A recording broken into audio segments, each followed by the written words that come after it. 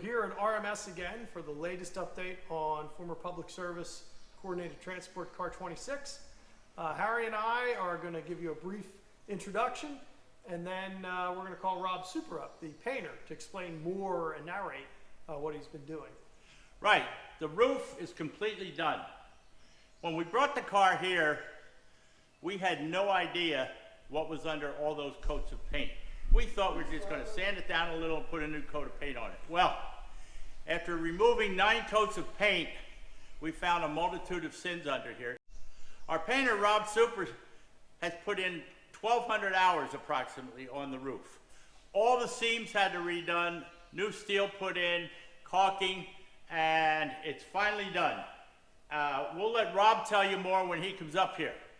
It's got all grip paint, the blue striping is done, and it's on its way to looking like 1959 or 60.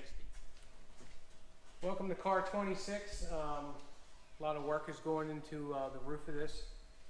About 1,200 hours have gone into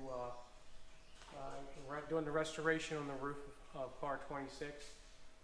We used all grip materials and primers, and on the roof, whole roof basically has been sandblasted, and it was coated with all grip and has been sanded, and many gallons of Bondo have gone into bringing the lines and the curves back to the car.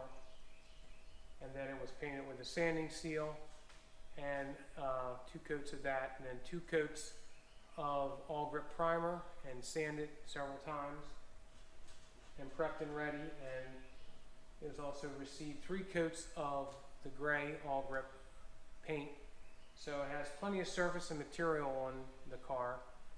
And it was a big process of doing the whole entire roof, but I think it looks good now, and we'll continue on with doing the rest of Car 26.